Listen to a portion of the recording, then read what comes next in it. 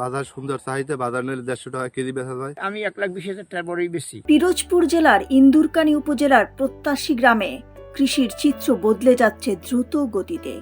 একসময় যেখানে কৃষকরা শুধু ধান আর কলা চাষের উপর নির্ভরশীল ছিলেন, সেখানে এখন নতুন সম্ভাবনার নাম কুল।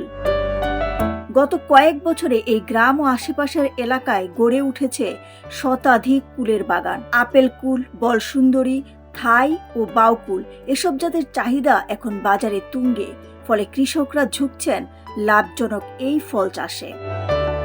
বর্তমানে প্রতি কেজি কুল বিক্রি হচ্ছে 90 থেকে 110 টাকা দরে।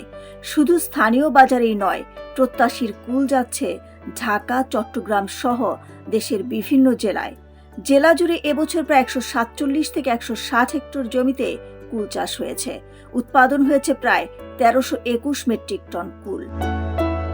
এই চাষের সঙ্গে সরাসরি জড়িত 350 থেকে 400 জন কৃষক, আর মৌসুম ভিত্তিক কর্মসংস্থান হচ্ছে প্রায় 800 থেকে 1000 মানুষের। 3 কেটা দিয়ে উদ্বোধন করছিলাম, এই দিয়ে দেখে আমরা ভবিষ্যতে কিছু কাড়াই আবার একটু লাগাবো।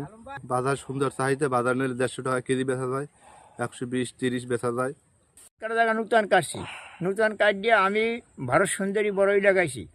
তারপরে 2টা বন্যার পরেও আলহামদুলিল্লাহ ভালোই হয়েছে। আমি 1,20,000 টাকা বড়ই বেশি। জেলা কৃষি অধিদপ্তরের উপপরিচালক সৌমিত্র সরকার বলেন, কুল চাষের জন্য আমরা কৃষকদের সার্বিক সহযোগিতা ও প্রশিক্ষণ ও পরামর্শ দিয়ে যাচ্ছি। এ এলাকার কৃষকরা কুল চাষ করে অনেক লাভবান হচ্ছেন। পিরোজপুর জেলায় 147 হেক্টর জমিতে কুল বা বড়ইয়ের চাষ হয়েছে এবং এর উৎপাদন 1321 মেট্রিক টন, যার বাজার মূল্য 90 থেকে 110 টাকা এবং বাজারে এর মূল্য ভালো থাকে। এবং এই পিরোজপুর জেলার যে কুল হয়, এই কুলটা অত্যন্ত সুস্বাদু এবং বাজারে এই জন্য দিন দিন চাহিদা বৃদ্ধি পাচ্ছে।